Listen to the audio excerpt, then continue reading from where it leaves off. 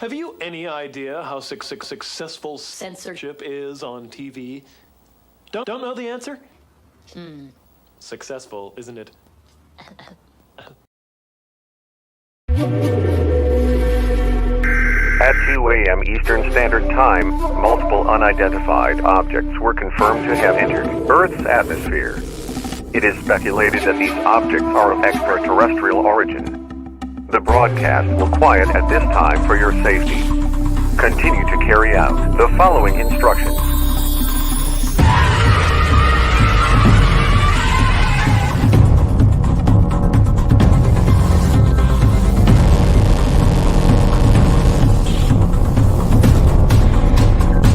I hear you too. We don't know what it is.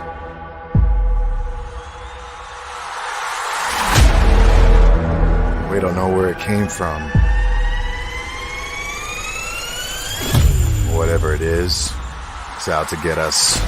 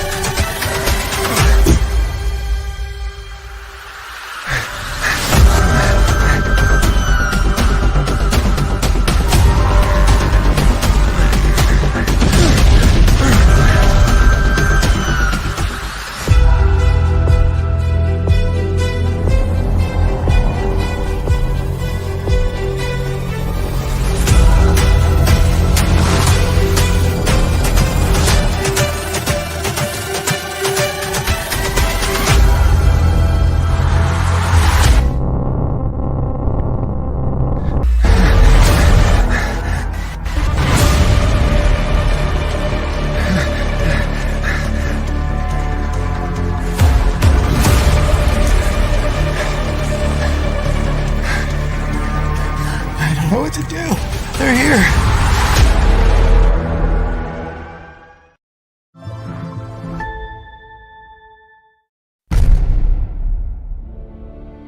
Well, Men in Black is a concept that's been in the UFO field since really the beginning of the UFO field, essentially. What is the true mission of the Men in Black? Is it the suppression of information regarding UFOs and extraterrestrials? Albert K. Bender founded the International Flying Saucer Bureau in 1952 during the big UFO flap. Now, these figures were very dark in nature. They were wearing hats, almost like a fedora style, and they had glowing eyes. Yeah, it all seems pretty horrible, especially if they threaten you or threaten your family, and you're not sure if they're from another planet or not. What Jacobs said in the aftermath of that was that he was subject to a range of harassment type of activities. Some of these things would include threatening phone calls at all times of the day, and even to vandalism against his property damage. There is no more exciting story that I could write or Aviation Week could publish than to say, at last, we've come across one UFO report that cannot be explained in prosaic terms. Maybe this is an alien spaceship. Biggest story of all time. Of these objects, and that's why the response could be as fast as it was to Westall. That's why the military could get there as quickly as they did that day, because there was some, if you like, forewarning in the suburb of Baldwin, about 20 kilometres from Westall, just 4 days before the Westall incident. Take Richard Doty, former special agent of the Air Force who was tasked with infiltrating the UFO community to instill doubt and misinformation of UFO encounters. Men in Black have always been present in the UFO community since back in the 50s and 60s. This story follows an age-old pattern of a prominent Men in Black cover-up. A UFO incident occurs. Experiencers witness something that shouldn't exist in our conventionally understood reality.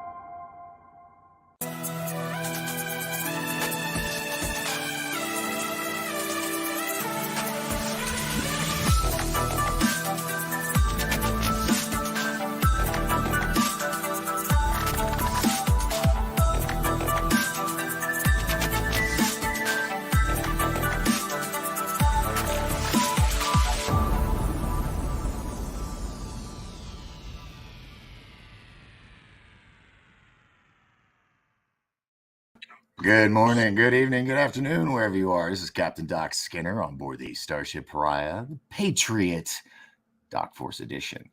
And tonight we got a great guest. Man, if you were watching the other show a little earlier, the sample, it just should say, "Oh my God, this is going to be awesome!" And I'm got the mic down low tonight because we have to do it by phone, and so I might sound a little, out of wonky, but we want to hear him tell his story. And man, now you got me paranoid. I'm afraid to say your last name. Oien. Oien, yes. Ladies and gentlemen, I'd like to introduce you, Alex Oien.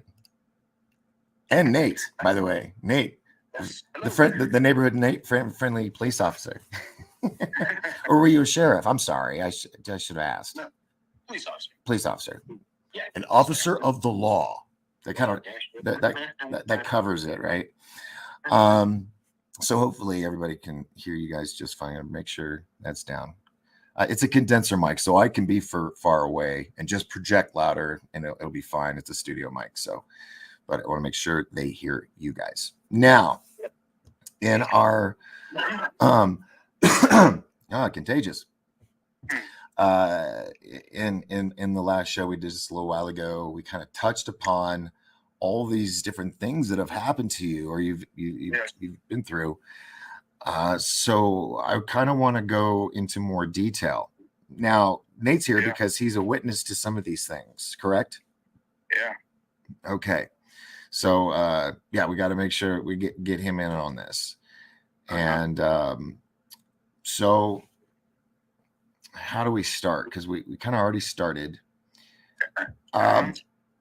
What they saw the picture as the thumbnail, correct? Of the teaser at the end of the video, the teaser of the multi-light UFO.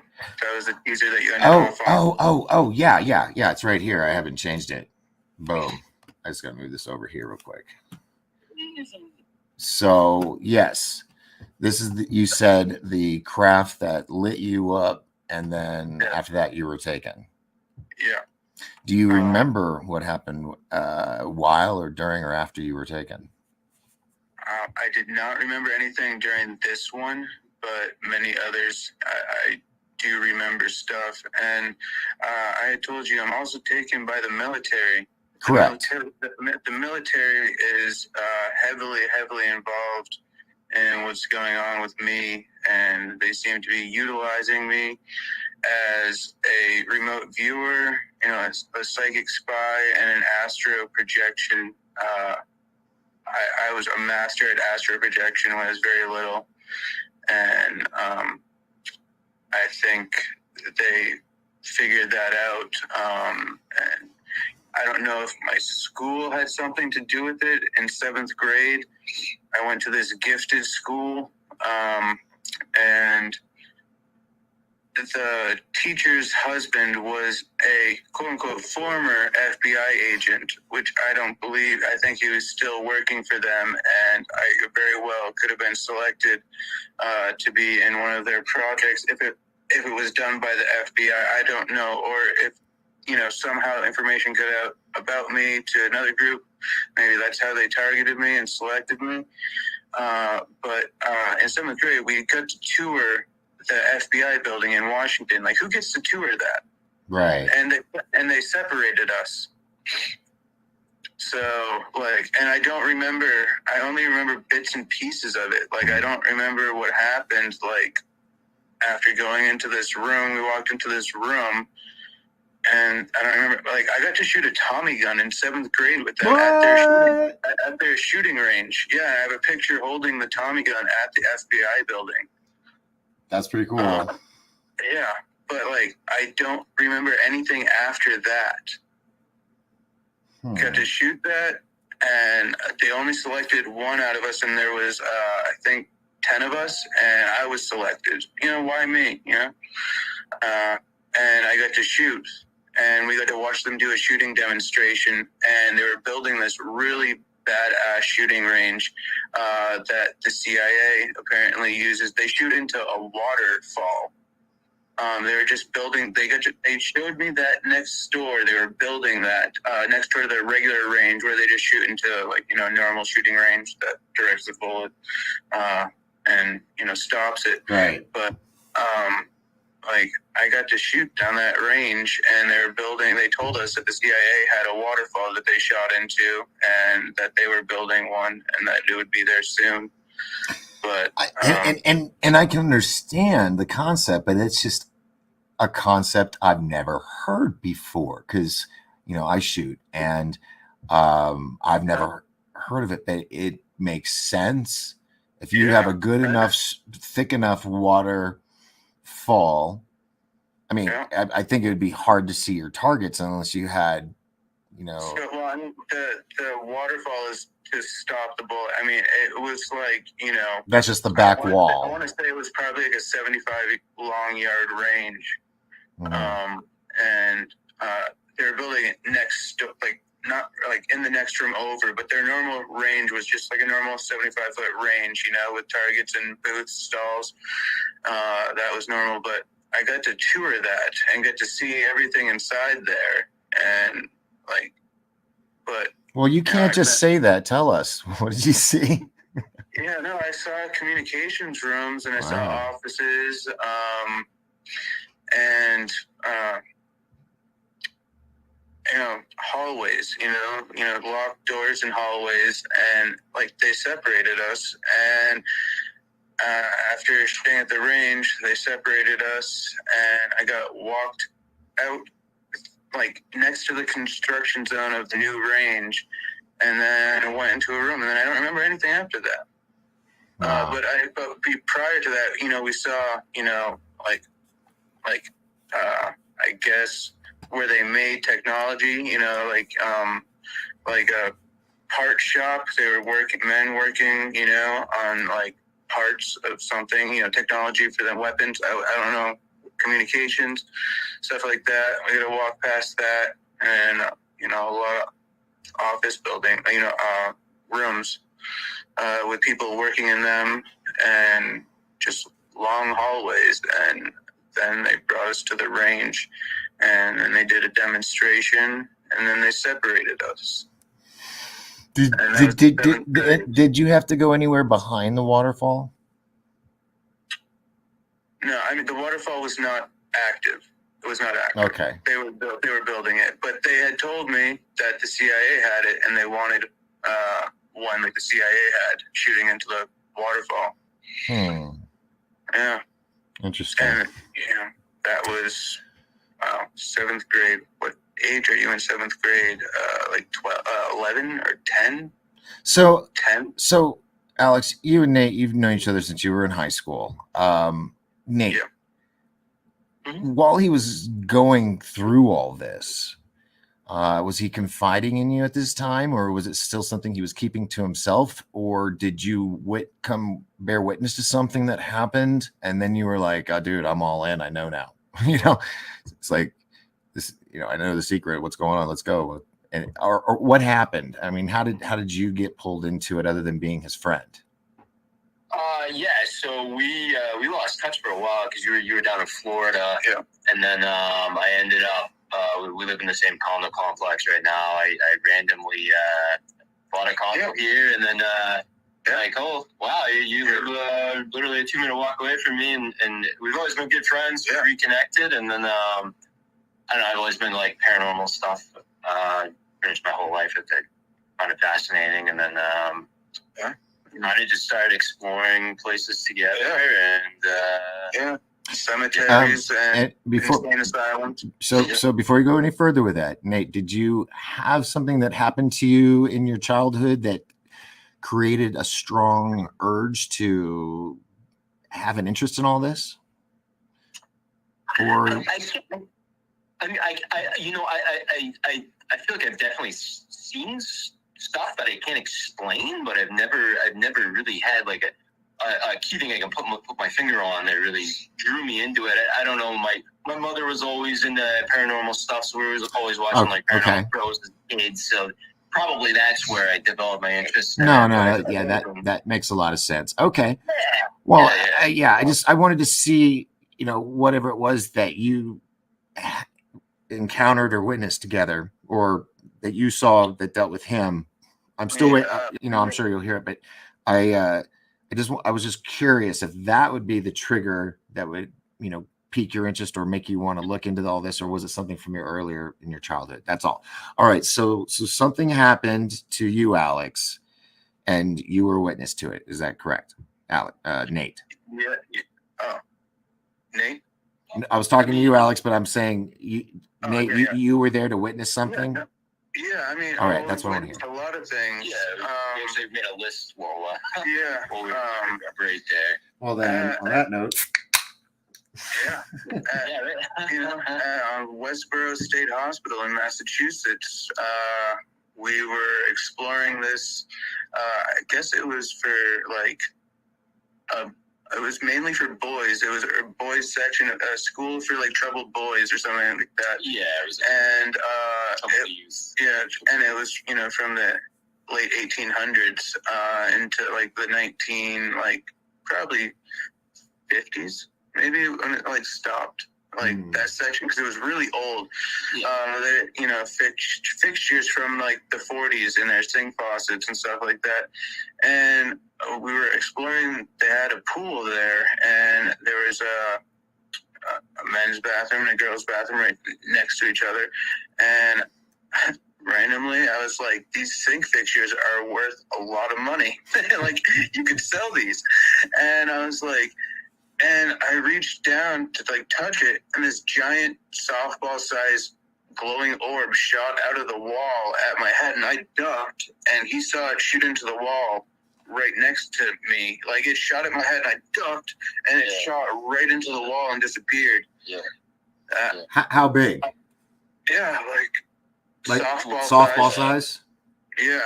It was almost like there's for. Everyone knows Harry Potter is the Quidditch balls. Yeah. That's almost what it kind of looked like. Yeah. It was a bird at first, but the thing flew into a friggin' wall, and I'm like, oh, that's literally impossible. So, yeah. Yeah, he was like, what was that? And I was like, dude, that was an orb. And he was like, yeah, because it disappeared into the wall. Yeah. And it shot out of the wall so fast, right by the sink, right where I was talking about the sink fixture, that was worth a lot of money. And yeah, that was a crazy experience that we had. And there's this down the train tracks, which we're probably going to go to after the show. There's this little cemetery called Doe Farm. And it's where Nate was in the other video that we just did, was talking about. There's an old homestead there. From the 1600s, and there's a whole family buried out in the woods, and it's a historic cemetery from one of the founders of the town there in Durham, the next town over, and it's a historic family, and there's some trails down there, but especially the cemetery, and we can walk to the cemetery via the train tracks, and we've gone there quite a lot, and we've heard a loud bark, from Bigfoot out there, and we've also heard what sounded honestly, it sounded like we were in a function room. There was people all around us whispering, coming all around us, it circled us whispering, and we're freaking out and hair standing on end and stuff, and we're just you hear that, right? And he's Nate was yeah. You couldn't make out what they were saying. We couldn't. It was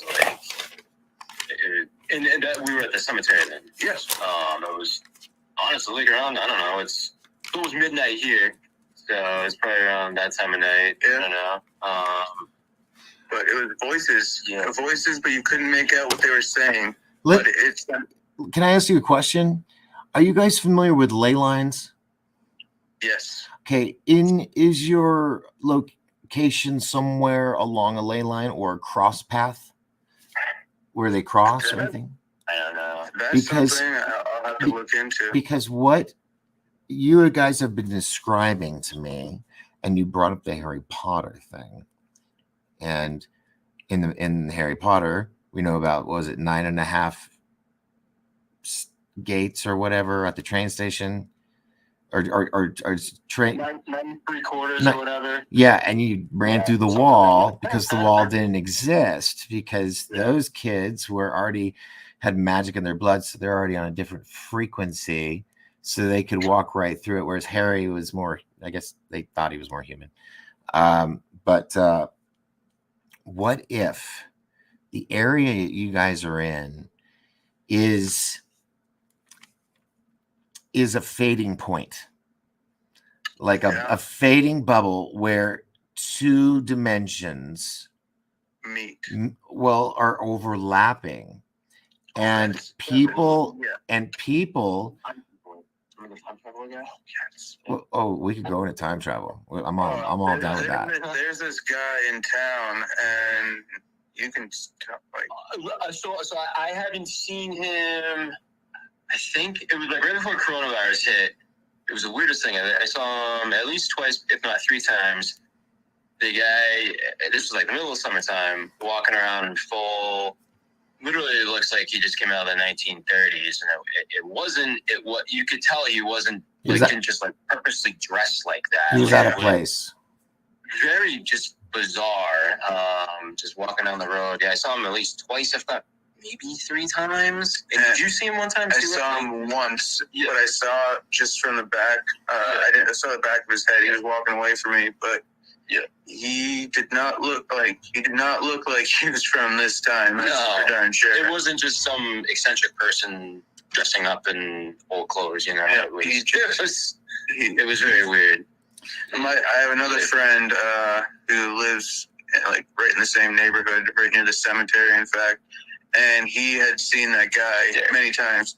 Our friend Derek, and he saw that guy multiple times, full on suit, and like the middle of like just summer or something. Yeah. Well, that's why I was saying I'm thinking it could be the afterlife, and because you guys are more sensitive than most people who are asleep to the things around you, you're. Remember I told you that part of our brains that allows us to get change frequencies and make ourselves turn into someone else and heal their own body, all that Superman stuff. But it's dormant.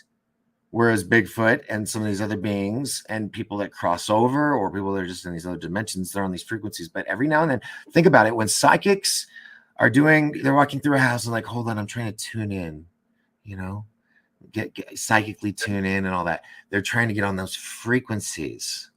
And they have that ability. That part of their brain works, and that's how they're able to see, hear, or feel spirits around them. And so, when we see like orbs, who's to say that orb you saw go through the bathroom wasn't a squibbitch or quibbitch or whatever it is in that world? Because your building and the walls and everything probably aren't the exact same. It could be something completely different. So that's how they go in and out of stuff. Or they, also because they have the ability to change their frequency and to go through solid objects.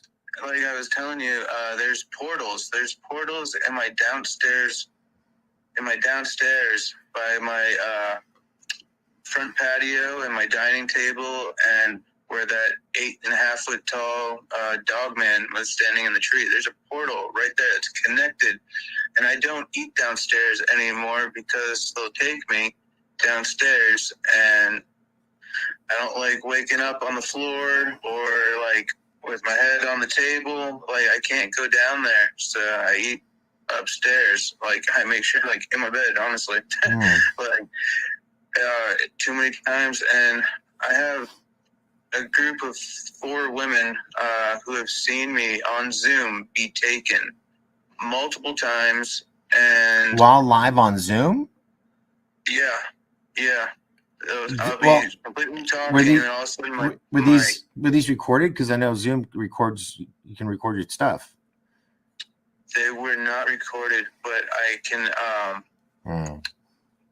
They have watched me be taken for 3 to 6 hours on film, and I'll be talking like just like this, and all of a sudden, boom, like it's like my soul leaves me, my astral self, my soul leaves me, and I'm out. I don't move. Like and it happens. That's how it happens. And then when I'm brought back into my body, it's like life is put back in me, and I just like look up, and I'm like, all right, and back in my body. But while I'm on, like while I'm away, I'll be literally on a plane, and I believe uploaded into a clone of myself on a plane going to Russia, flying over an airport, or Scotland. And I've been to these places, and I'm in like some sort of secret program where I have 3 to 5 team members, 2 girls, 3 guys, generally. Sometimes just 3 of us. And we'll be taken on missions, and we'll actually fight people if we have to. We're doing reconnaissance, and sometimes extracting people, getting them out of there. And yeah, and I'm with the military because I'm in the plane, and I'll be looking out the window, and I'll ask, I don't even know any of my team members' names or the head people. We don't use names. And I look out the window and ask, where are we? Because they don't tell us. It's like we're like not there at the moment, and then we get transported to the plane, and then we're like, I'm in the plane flying over, and then the head guy will be like, oh, that's Russia down there. And I've actually looked up the exact place, and I found the exact place where I fly over all the time, and I found the place in Scotland that I went to. And yeah, and the moon, I don't know if it's our moon or another moon, like one of Jupiter's moons, or a lot of stuff happens up there with ET and our people.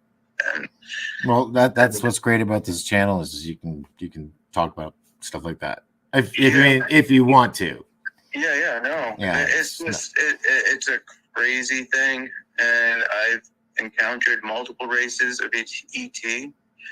I've seen reptilian. I've seen the tall and small grays, which unfortunately are the ones that do experiments on me. They took a scoop of cartilage out of my nose. Look at that picture you got on your trip. Oh, yeah. I actually sent you a picture, and you have it, but you'd have to search for it. That's taken in Washington, and there's like an alien, tall gray. His hand is touching my chest, and like I'm completely like blurred out by. In that picture I'm not blurred out. The second picture I'm blurred out. Like they're all around me, and there's faces of Bigfoot and this alien gray hand touching my chest. All right, so this is a photo you're saying of. Yeah. Okay. Here, I'll put it over here on the screen so you see it, and you can tell me it's that one or that one. Okay. So let's start up here at the top. I'm gonna bring up the screen, and I got these interesting ones I was gonna ask you about later. Oh yeah, later. The really interesting one that you just said. I called them the interdimensional police. Ah, okay. Well, that's okay. So good. Keep going down. So there's your body marks, and then here's the Bigfoots. Here's the bracelet thing. Here's the scary face and eyes. UFOs, the UFO that spotlight you. And that's all I got that you sent me in the email. You didn't get any more than that? That's only, I mean, unless you sent it during the show, then I didn't check it. I sent you like over 100 pictures. Well, yeah, through Messenger, but I told you. I sent them to your email. Damn. All right, hold on a minute. I'll have to, because if it's like, right before showtime and stuff, I'm not checking email then. It was when we talked earlier today. I sent you 1, 2, 3, 4 separate emails.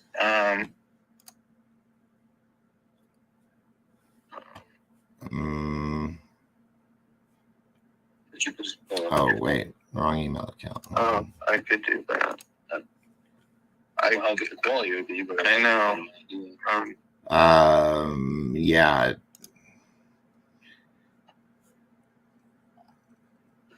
Yeah, it was just one email that I got. Weird. Alex and Lavelle, and it's the ones that I've got up here right now. There was 89 in here. I sent a lot more than that, unfortunately. Yeah. Sorry, man. That's what I got. That's all right. I don't see it anywhere else. So, all right. I'm gonna hold it up to the screen. It will give people kind of. Is it on your laptop or whatever you're using for the camera? He has it. Because I was gonna say, I got it right here. Because if you have it on your computer, you can share it. Sure. You see that? The two things. The two things that are touching my chest. Yeah. That is an alien gray 2-finger hand. Crazy. My chest. Oh, crazy. Hold on. Do you have it on your computer that you're filming me on right now, Alex? No, this is actually his computer. Oh, okay. Because you guys have a share button down at the bottom of the screen. Oh, so I could email it to him. No, if you click the little share button, then you could just share on the screen or a video file or a photo or something. So just FYI. Okay. But yeah, no, I saw that. That was like War of the Worlds kind of hand, or like yeah, it's pretty crazy. And it was just like 2 long fingers. Yeah, it is 2 long fingers. It's 2 long alien gray fingers touching my chest. Yeah, it's like it's coming out of nowhere. Yeah, it's like it's invisible, or except for the hand. Yeah, and they're just 2 probably 10 or 12 inch long fingers touching my chest. Mm-hmm. It's crazy, dude. And but I've seen the Greys took a scoop of cartilage out of my nose.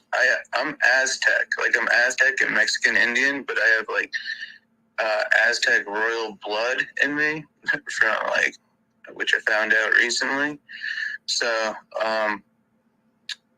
they seem to be drawn to that, and Greys are known for taking scoops of cartilage or scoops of skin out of people. Mm-hmm. I took one right out of my nose, and it's unfortunate because they marked my face, and I'm really pretty pissed off about that. But still, I think it's out of my Aztec nose trait. It's like this bump, but Aztec, and but they took a scoop right out of that. And so no doctor had ever seen it before because it was healed perfectly. There's nothing. And I also had a chip implanted in my left bicep during that time. And I actually told the doctors that it was by an ET that I had been abducted, because they kept asking me over and over and over again, what happened? Did somebody hurt you? Did you fall? What happened? And I'm like, I don't know. I don't know, because I lost function from my left elbow down to my hand. I couldn't move. My hand was limp like this for 2 months, and I couldn't move it. And I have a scar on my arm of where they put the chip in, and I had to go to a nerve specialist, and they were going to do surgery. And I told them that it was alien related, and they're like, "Well, we got to figure out what they did, because something is horribly wrong with your arm, and it's serious." Mm-hmm. And it took 2 months for the nerves to grow around whatever they put in my arm. Wow.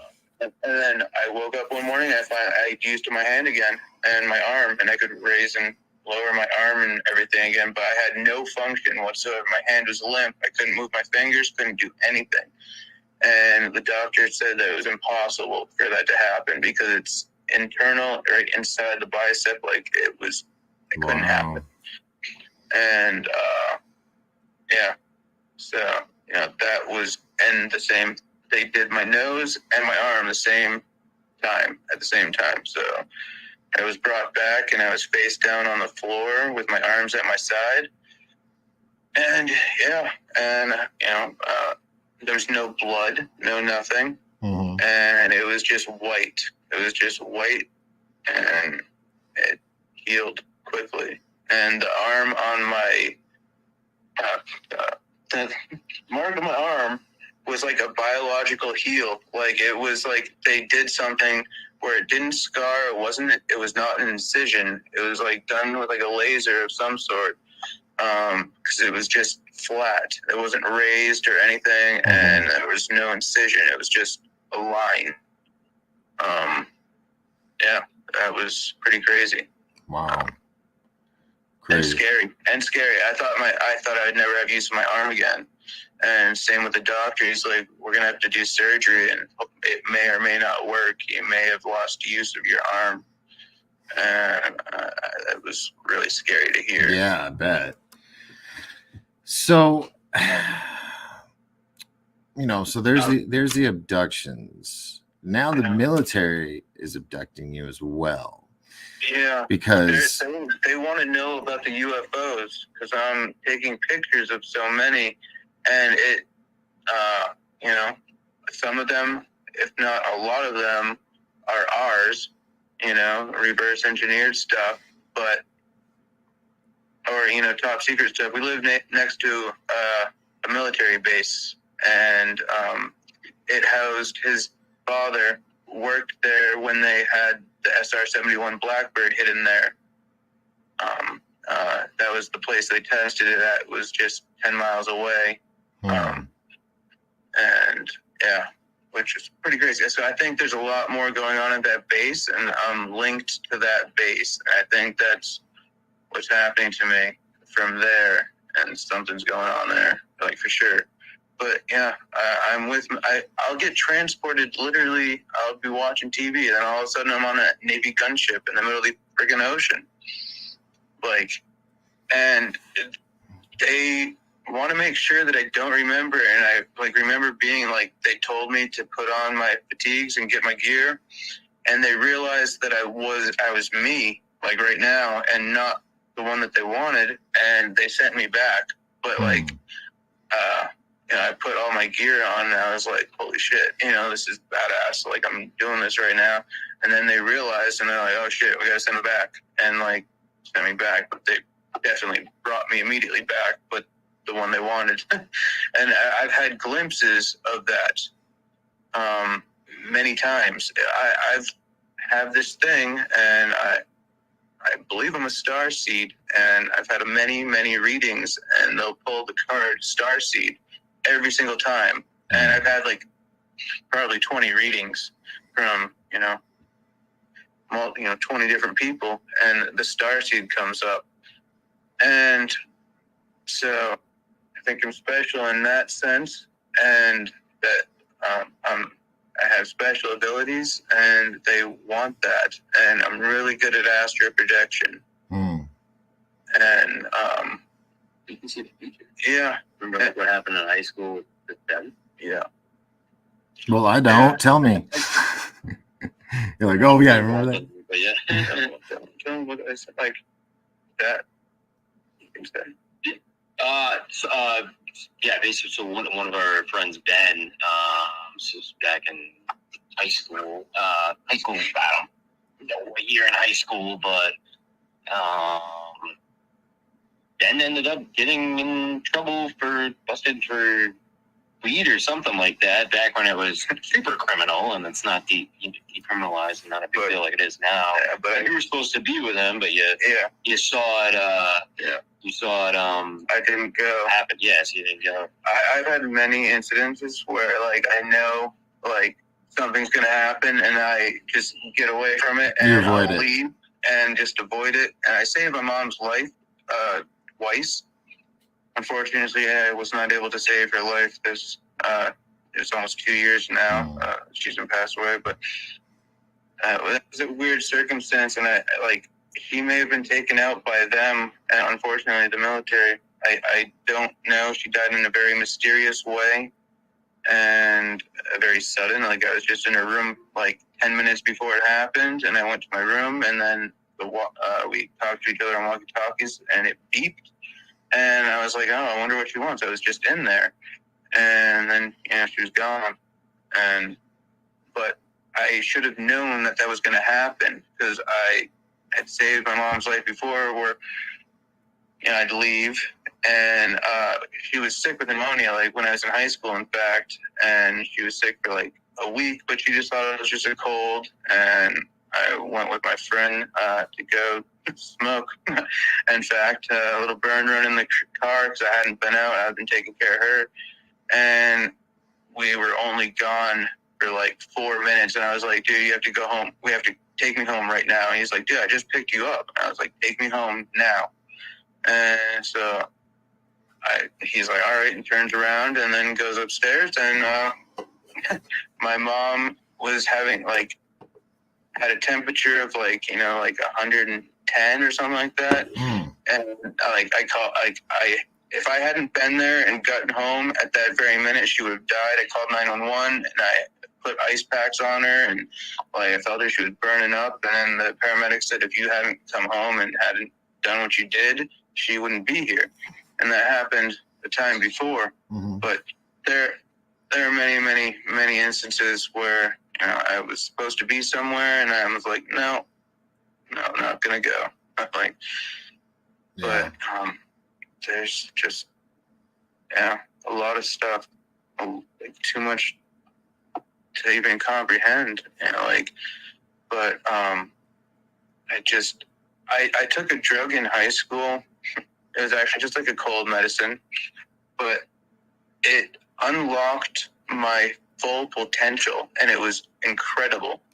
And it freaked out all my friends, and I lost all my friends, and my mom was even concerned but I turned smarter. What's wrong with that? Right. I was getting, doing all the bonus questions and getting A+, and testing off the charts, and it was I got B's, B+, but then all of a sudden next day, next week, for the next couple weeks, doing everything, and then just solving everything on the board and stuff. Mm-hmm. And my mom even was so concerned that she brought me to the doctor, and I knew what people were going to say and what they were thinking, and she brought me to a psychologist, and he's like, what am I thinking? And I was like, well, I literally wrote down the words, and he's like, I was like, you're thinking that I'm crazy and that I can't read your mind.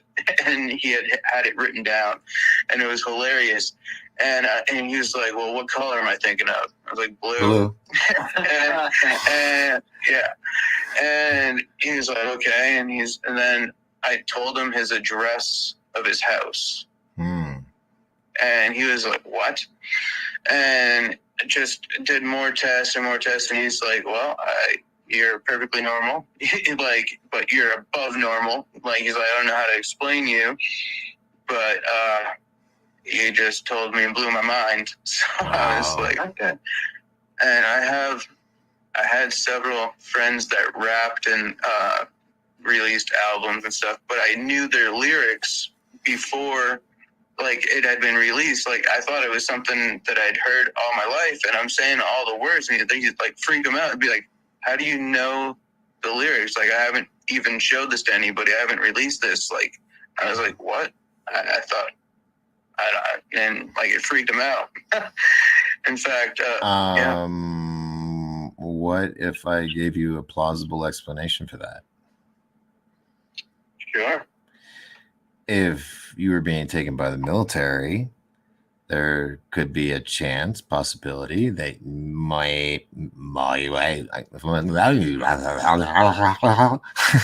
maybe, they used you in time travel, and you actually lived your life already, and they sent you back to that same age. But the music was what they can't erase, because that just sticks with people, right? And so you would hear it, and you already knew the lyrics because you already lived through it. So I do travel to the future, and it's something that I do go to alternate timelines, and we're trying to fix things.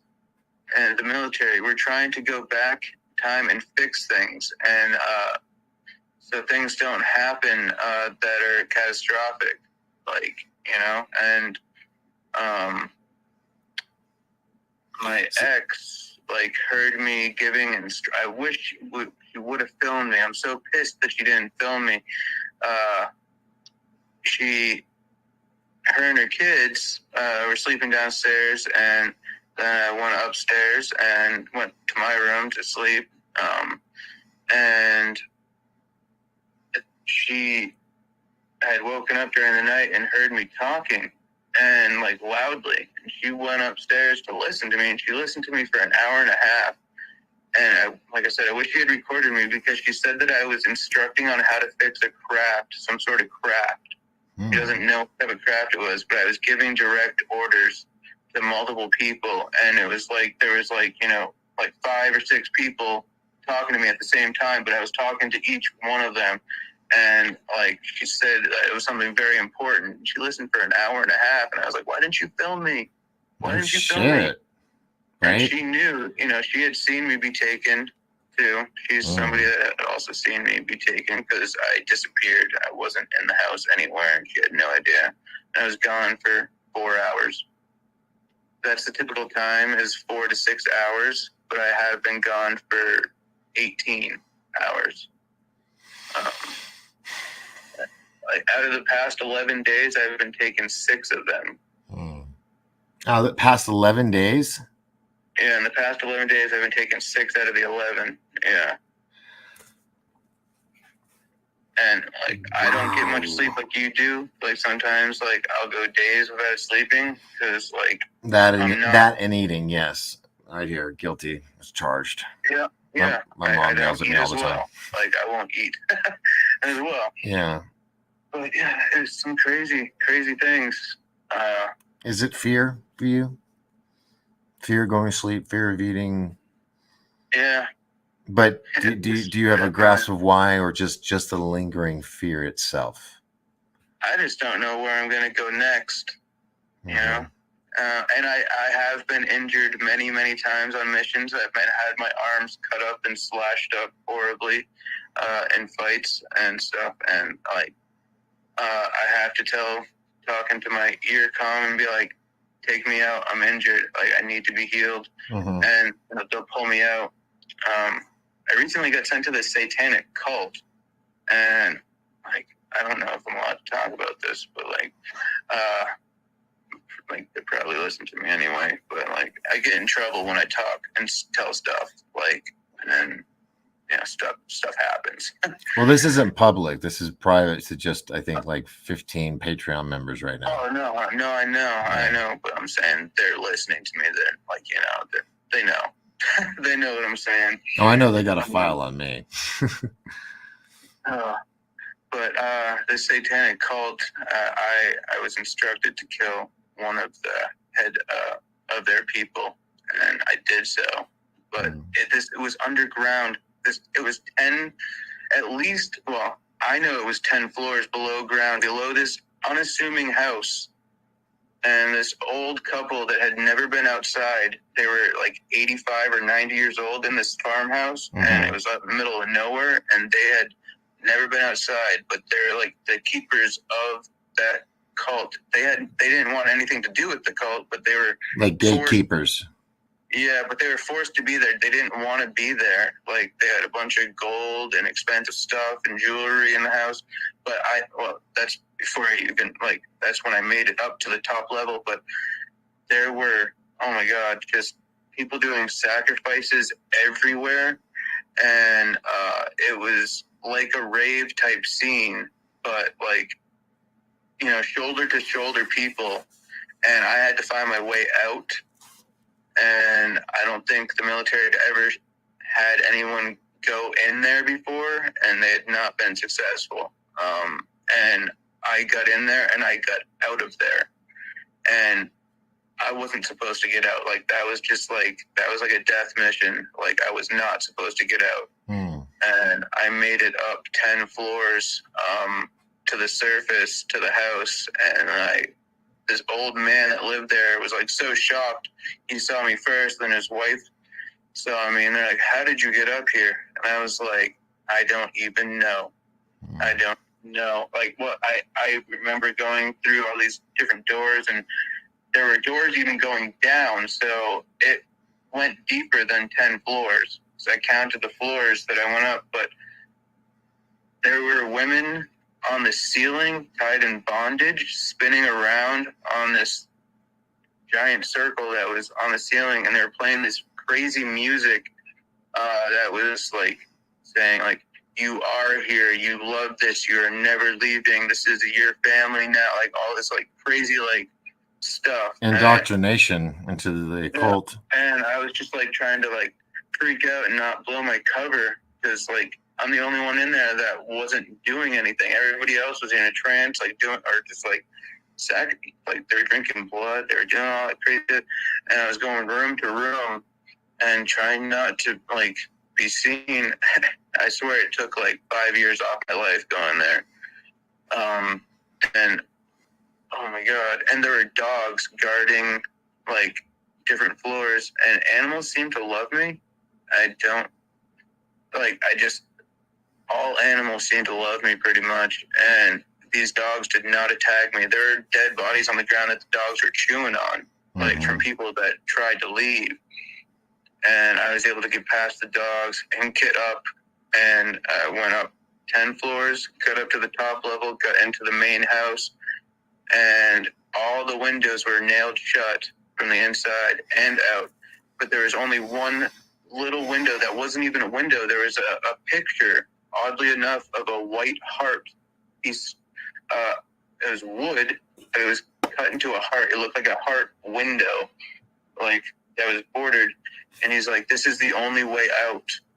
And the old man was like, "You deserve to get out because you made it up here." He's like, and I was like, "Well, let me take you guys out too." And they're like, no, if we do, they'll find us. And I was like, they were scared to go outside because they'd never been outside.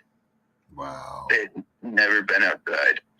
And it was just so crazy. And I got out this window, and this was the crazy part. So I had to go in there for one of the top people, and somehow I met him on the street, and he might have been the informant to get us in there.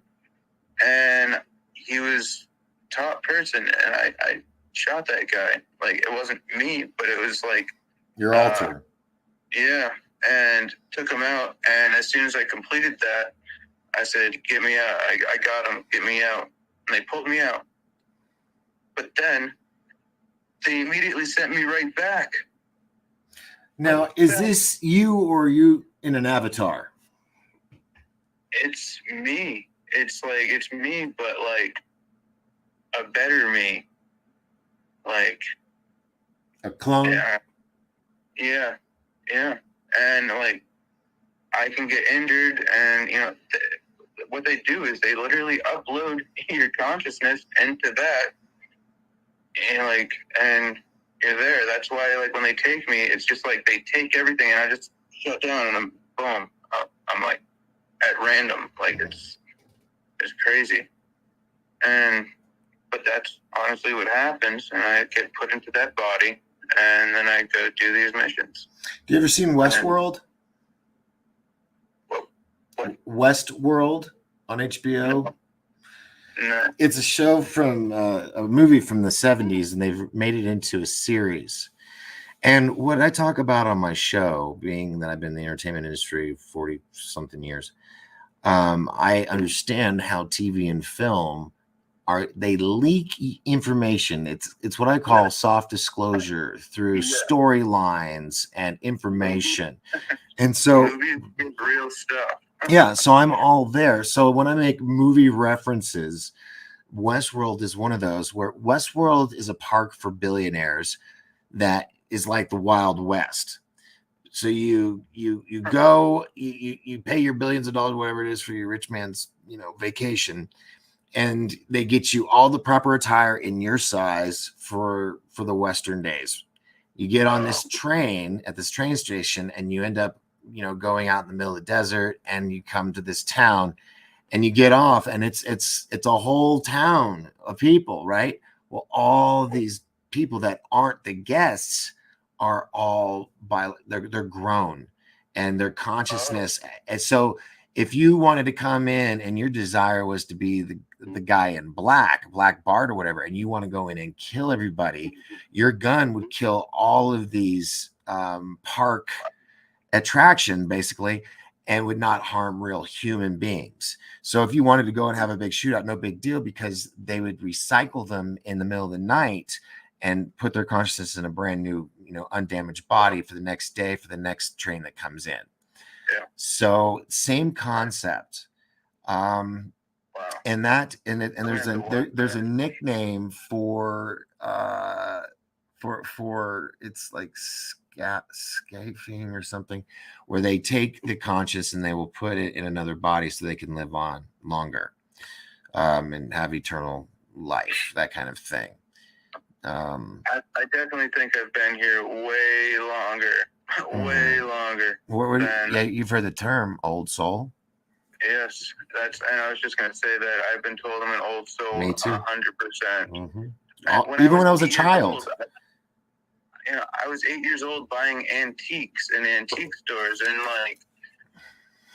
what 8-year-old does that? Yeah, that is kind of weird. But no, I see what you're saying, because you probably are liking it from a previous life. Yeah. I loved all this old stuff and still do. And people they'll have some people are just all hardcore attracted to the Civil War. They'll write books, they'll do the reenactments and all that, because they feel that connection, that in another life they were involved there. Yeah, I strongly believe that. Why people are drawn to foreign countries and to, a certain location. Like recently, I've become very attracted to Roslyn's Chapel in Scotland, because I was thinking of how all the stones in the archways are these square blocks, and each side had these patterns on it. I was like, what if those are bug, a little something got my headphone there for a minute. I'm not gonna put it on there now. That was not fun. So these objects were basically carved in each side of the 5 or 6 sided blocks hanging from the ceiling. That they were psionics, basically the science of sound. And those were drawing descriptions of the frequency or the notes. And I was all excited. I was like, oh man, this is my big aim to fame kind of thing. I've figured this out. And I'll show you. Little did I know. Where is it here? Here we go. So I'm talking. Pay no attention to the man behind the curtain. So I'm all excited. I'm talking about it with all my fans or my viewers, and we're planning a trip to go to Scotland on my 50th birthday next year, right? We're planning this out. And then for some reason, my Amazon Prime decided to show me a book. Whoa. Whoops. No way. Wait. Yeah, I saw Rosalind Chapel. The Music of the Cubes. So it's already been done, and it was years and years and years ago. Wow. So my claim to fame was just deflated. But I still want to go to Scotland. I still feel attracted to it. Maybe I can open that portal. Go ahead, Nate. It's gotten really hot in here. It seemed like you too. You saw me take my jacket off, or my hoodie. Well, on the first show, my shirt was drenched, but he was okay. But now he's hot, and I'm not. It's that hot, but I feel it. It's 66 degrees outside, and we get the door open. I mean, it's pretty cool. But it's very comfortable outside. Well, yeah, I wasn't. I took my hoodie off because I didn't want to get drenched on the show. But that's weird that all three of us just went through that, because you saw me. I was like, yeah. So. But outside is really nice. But it's oh yeah. A little bit more, but Yeah. Did you know that in Scotland, when I found that when I was on a mission to Scotland, that Scotland has turquoise water and white sand beaches? Did you know that? No, but I have even more reason to go now. Yeah, well, maybe it was meant for me to tell you that they have this big resort area, and that's where we went to get some information on this couple. I don't know, husband and wife couple. Really? We went to surveil them. Yeah, but I was flying over. When this happened, was it in real time or was this in another timeline? Like they sent you back in time or into the future? Because I want to find out. It's my new future wife and I. We go to check this place out. You guys come to take us out. You never. Oh, that's crazy. That's crazy. I wish I knew what it seemed like now, because the people were dressed as now, but I don't know whether or not it was a different timeline or not. But I only found that out because I've been to a lot of Mexico and Bermuda, Dominican Republic, Bahamas, Jamaica. I've been all over that, but especially Mexico. So Mexican, and it was my favorite place for mom and I to go. But so we're flying over the plane, and I asked the same guy. I look out, and I was like, "Wow, it's beautiful down there." I was like, "We must be somewhere tropical. Like, we must be are we in Mexico? Like, are we in Bahamas? Somewhere?" And he's like, "No, that's Scotland." And I was like, "No way, really? They have turquoise water and white sand beaches," I said. And then immediately when I was brought back, I immediately looked up, does Scotland have turquoise water and white sand beaches? And I found the exact place that I flew over. And it's so beautiful. So I do recommend you go to that part because it is absolutely gorgeous. And I didn't know that. I did not know that. And then I get brought back, and I immediately looked it up on my phone and found it. And I was blown away. I was like, holy shit. I was there and I saw it. And then this other thing, which is really weird, I saw a timeline where there's no people, nothing, no birds, no animals, no nothing, no people. And this actress girl I've been talking to for quite a while, she's an actress, so it was fitting. We were randomly in a place in California. I thought it was Rancho, California. And I kept telling her Rancho, California. We were looking for people. We were in this town, and it was a ghost town. There was nothing, no electricity, but it was a bright, sunny day, and no animals, no cars, no people. We were searching for people. And then she tells me to peer into a window that was dust covered and all dirty and stuff. And I peer in and I look, and it's a movie theater, and it said KPLN movie theater.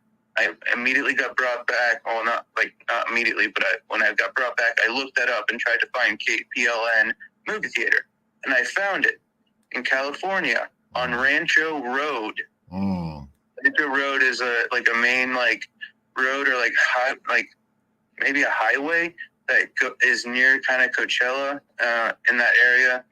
And I found that actual movie theater, and it closed in 1996, which is crazy. Wow. But I had been there, and it was there was nobody around, and this girl and I, we were there, and I immediately tell this to the girl, and she's a physical girl. She lives in California, and I told her that, and she's like, no way. She's like, I thought that was a dream. And she's like, I had the same thing. I was like, what were we doing? And she's like, looking for people. And I'm like, oh my God. And deeply connected to her. She is who I'm supposed to be with. And it will happen. But but still, I found that movie theater. She had the same vision. We were doing the same thing, but she thought it was a dream, and I was like, no, we were there. And she described everything that we did, and I told her, and it was mind blowing. Yeah. I've flown over Aurora Airport in Russia. That's the name of the airport, is Aurora Airport. Or like, and oh shoot! Sorry, I stepped on my cable. I had to plug it back in my headphones. Yeah, no, it's all right. But like, there's all these crazy things that have been happening to me, and experiments on me, and getting taken to future, even the past, and being transported and uploaded and then brought back. And it's constantly happening. And since my mom passed almost 2 years ago, they've been no limits on me and doing it as much as they possibly. They were limited, and that's why I said she may have been taken out by them because they needed me. And it's a messed up thing to think about, but like, I can only think that was possibly them doing that, and I don't know, because she got in the way, unfortunately, and I was 24-hour caretaker, and it was like 24 hours she needed me, pretty much. So I'd be taken for 4 to 6 hours. It's usually just 4 for her, but she'd be freaking out because I wouldn't be there and she needed help, and that was unfortunate. But she witnessed a lot and knew what was going on and was frightened about it, of course, Mother doesn't want her son to be taken, especially when she's, in need of help, and I don't know. Wow. I still think about it, like, did they do that? Because, like, I haven't been working, like, in 2 years, basically. I have had a job for a short time, but I only worked like 10 times. But like, now for the past year and like 3/4, they've just been. I went 22 days straight for them taking me once, and I was struggling, and I, like you saw all my physical injuries. I actually have a physical bruise on my right, like, ankle, and I had a bruise on my hand that's now gone, but my whole right side is sore and injured, and it's been that way for the past like four days. Something happened. Like I was taking 6 out of the past 11 days, but like in the past 4 days, like, something has happened, and my neck hurts, and like it's just the whole right side. So something happened. I don't know what, but it's something to have physical marks and stuff on me. And one of the pictures that I showed you, the cut on my leg, there's 2 cuts. For some reason, they keep cutting my leg in that spot. Like, I've been cut in that spot 15 times. And it never scarred until recently. And it's almost faded away, but 15 times in the same spot, exact same spot. So I don't know what they're doing there. In my left calf, they seem to cut it there every single time. Yeah. Not every single time, but like, it's been 15 times that I've had a cut there where it's physically drawn blood and it's cut, and I'm just like, what the heck? Well, Alex, man, you got hell of stories, a lot of images. I'm sorry that you're going through all this, but man, I do appreciate you coming on the show. As you as well, Nate. Thank you very much. Man, we'll have to have you back on again, but I'm experiencing massive heat exhaustion for some reason, which doesn't only happen, and like pain in my teeth, like a lightning pain I've never experienced before. I wonder if you're feeling my tooth pain. I have tooth pain. I have to go get fixed. It's weird. Jesus, it's like well, my teeth are. I just went to the dentist. I'm fine, but oh my god, it's like little lightning bolts going into my teeth. And I've been sitting here going, trying not to. But yeah, I'm gonna have to like, I don't know what to do, salt water or something. But Jesus. Maybe I am feeling your stuff, because as you were describing the stuff that was going on, the pain in the front of my teeth were just, I was like, what the hell is this? And I'm like, don't start crying. You're live on the air. Wow. Yeah. So I guess maybe let's hope that I took your pain away. Oh, I want to take yours. Like, I don't want anybody to be in pain. Yeah, no, it's just I'm able to heal with my hands Yeah. too, which is another thing. I healed my mom's back pain for like a week and took it away. Yeah. Well, this just all of a sudden the past like 5 minutes, and that's why I was like squinting. I'm like, what the hell is falling on my teeth? And anyway, I hope nothing happens to you tonight. In that regard, like I don't want anything to happen. And Yeah. Nate as well. Nate just stepped away to talk to his wife. But well, this is a unique feeling for me. So I'm just like going, what the hell is going on? So I'm gonna go gargle some salt water or something. But dude, Alex, it has been awesome. I mean, I know you got a lot more to tell, and maybe we can do it on a follow up. And I definitely will resend you a bunch more pictures that you didn't get for some reason, which is strange because I sent 4 different emails, and my phone, every time I kept trying to send it to you, my phone would freeze and it wouldn't let me see if it's sent. So then I resent it, and I even wrote, sorry if I sent doubles or triples, because it wouldn't let my phone, didn't want me to send them to you. Yeah, I saw that, but yeah, I only got the one, and I pulled them all up for you that I had. So next time we'll be a little more prepared. Look, I don't know if you can see, but I sent 1, 2, 3, 4 separate emails, and it came up like only a little while ago that it finally said, like, before the show started, it said they went through, but it wouldn't show me that they sent. Well, so I'll check it out afterwards. But yeah, we'll do this again, and I can help you, find you some shows, maybe help you out. But I'm going to call it. Because I'm gonna go cry in the corner like a little child, going, "Why is this happening to my teeth?" Out of nowhere. It's just like right on the tips of them. It's like I guess if you bought an ice or something, it's just like wow. And like that? Yeah, it's just in the past few minutes. But that's why I've been like sitting here going like, what you've been talking about. No, that's an intense pain. That's an very intense pain. I know the feeling.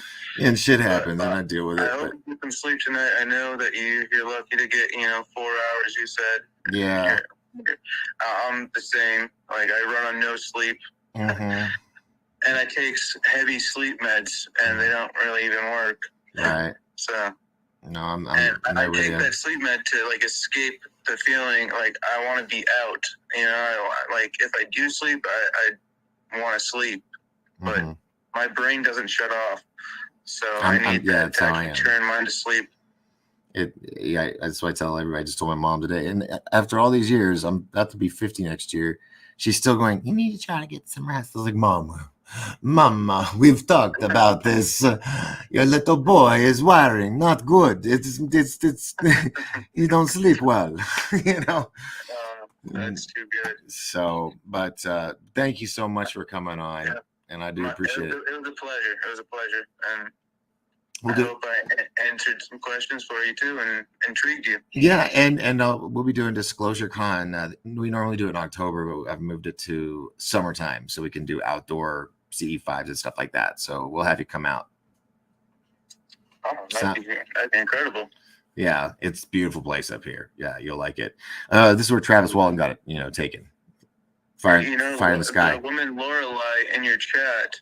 Yes, thank you for the super chat, by the way. She was really good friends with Travis Walton. She lived in Snowflake, where he lived, and she knows them and all the other guys because she was friends with them. Pretty intense that you happen to say Travis Walton and Sheena and like. Travis and his son, and I just saw Travis's son Luke and his wife Dana at the bank yesterday.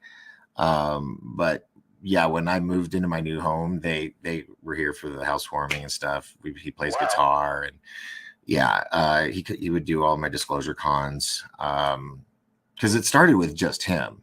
It was, his son Luke and I, we were at my place watching YouTube videos on UFOs, and we were like, we need to make money, man. And I'm like, you're right. I was like, hey, let's do a seminar and have your dad talk. Maybe we can make like $200, And he was like, okay, well, I'll ask him. So he was down with it. And then next thing you know, Dr. Brooks Agnew called me. The guy who's leading the expedition to the Inner Earth, Hollow Earth, the North Pole Inner Earth Expedition. There we go. And by the way, if you look that up, actually, I'm gonna see if I got that real quick. This will blow your mind, dude. This will blow your mind. Hold on. Hopefully, it's still there.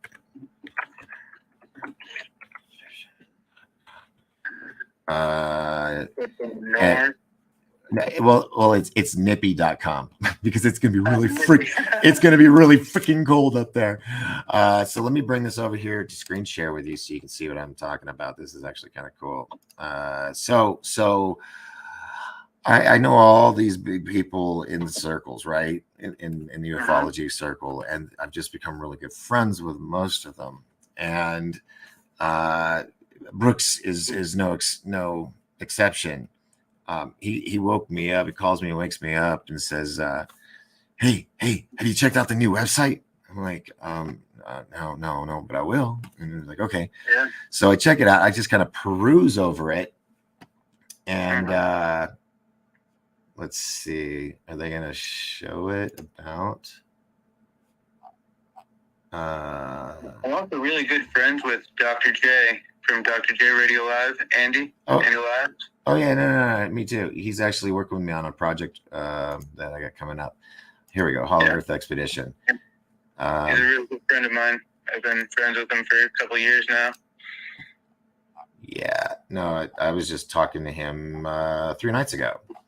Okay, here we go. All right, so this is. Oh wait, I got a screen share. Sorry. Screen share with my guest star. Here it is, the North Pole Inner Earth Expedition ran by Dr. Well, he doesn't like going by doctor. He's just Brooks Agnew. And we originally we should have already had done this, but COVID pushed it all back because this is the brand new Russian nuclear icebreaker that we were going to have 120 scientists go on board, and we were going to go towards the entrance to the Hollow Earth. And no way. Yeah. And so when he called me later, he goes, did you look it over? Did you check it out? I was like, yeah, it looks it looks great. And he was like, yep, you didn't look at it all, did you? I was like, well, no, there's a bunch of pages. And he was like, look at the team. I'm like, all right. So look at the team. And hopefully it's still there. Is it NIPE.com? NPIEE. Nippy. North Pole Inner Earth Expedition. NPIEE.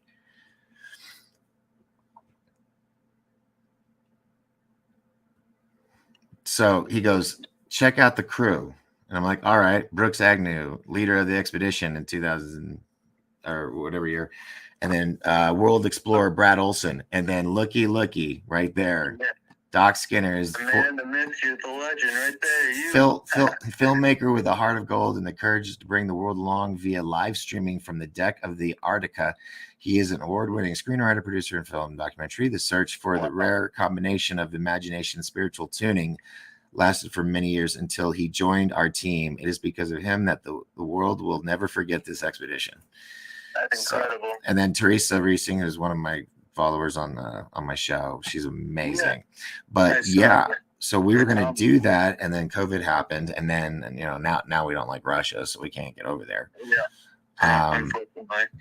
But we were going to do it. We were going to get people from universities, people working on their doctrines and stuff like that to come on board from around the, because the universities would pay for that, and then get DJI to be the official, film gear and get like all the cool drones. And of course, I told them, I was like, well, I'm going to give everybody memory cards and cameras. They can go out and do their thing. Bring me back the memory cards in my nice little toasty room where I'm be editing, because it's going to be cold. And the reason why he's taking me is because I used to work on cruise ships, especially ones that got, really thrashed at sea. And so, I worked on Carnival. So I had bad luck. I kept getting on the ones that either were on fire or hey, let's head into that hurricane twice, Oh shit! That's crazy. Yeah. So was the captain of that ship. He was the only one that didn't anchor or dock somewhere. Like everybody was instructed. He's like, "It's my tenure. I'm about to retire anyway." Arr. That's incredible. So because I've had the experience and face that faces of death basically. He was like, "You'll be able to handle the 60-story foot waves. You'll be good with it, Doc." And I'm like, "Got a seatbelt and a life preserver." No, but when that does happen, I'm gonna just I'm gonna bite the bullet. I'm gonna do it. I'm gonna go. Hopefully I can con some people to come in and be my film crew that I can send out. I can use a camera. Yeah, I'm almost 50. We're coming up on an AARP card with senior discounts. You youngins go out and play on the ice. So anyway, all right. Yeah. I'm gonna wrap it up because we're having too much fun. That's incredible, though. But my teeth are feeling a little better now. I just needed I needed some vocal vibration to chill them out, I guess. I don't know. I kept you talking because I wanted to see if it would happen, and I was like, heal it. Well, it worked. Thank you. It's not 100%. It's a 95. It's still it's still here. But it got better. Yes. Like, it did get better. My eyes aren't squinting as much because I was like, that squinting was me in pain. What the fuck is this pain in my jaw, dude? I had to brush my teeth. It's just, anyway. But dude, it's been a pleasure. It's been awesome. It's been fun. Check out that website. I know that the dates are going to be a little off because of all the world calamity, but that is our plan. You can read even the itineraries on here. I think it's like 14 days. We leave out of not St. Petersburg. Is it Moscow? We come in on St. Petersburg. We drive up. Well, we're going to drive up to Moscow, and then from Moscow we'd go to the northern coastline, get on a ship, go up to Switzerland, where we were going to go to the Hadron Collider, and then from there one more stop. I don't know if it was Newfoundland or somewhere, but they would be like, that's the last stop. It's like, out there, re-up on all your shit on that last stop, because that's that could be it. Of course, I'm going to spend all my money on sat phones and flares and inflatable shit and heaters, heating pads and stuff. I used to be heated thermal top and bottom, like battery powered, like heated stuff. Mm-hmm. But got to be waterproof just in case. So very true. Anyway, dude, it's been fun. It's been a lot of fun. Thank you so much for hanging out with me, and I'll have you back, and then maybe we'll get you out here for Disclosure Con this summer. Sound good? Yeah, that'd be freaking incredible. Fantastic. Well, thanks everybody my Patreon members that are going to watch this when at their own leisure, because they pay for it. So we'll have you back, and maybe we can get the microphone thing going. Yes, definitely. So, but I'll also introduce you to some people, try to get you some little more exposure if I can. I appreciate it. All right. Okay. Well, thank you, sir. Get some sleep. Thanks, man. All right. All right. So, man, what a night. What a night. Double show banger. Check out I'm sure you did see the first one if you're seeing this one. So, wow. Just wow. We'll leave it at that. Until then, just remember, I'm Captain Doc Skinner. I'm aboard the Starship Pariah.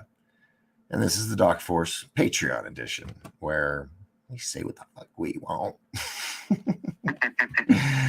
Until next time, my friends, where is the magic button? Here it is. Ciao, Bella.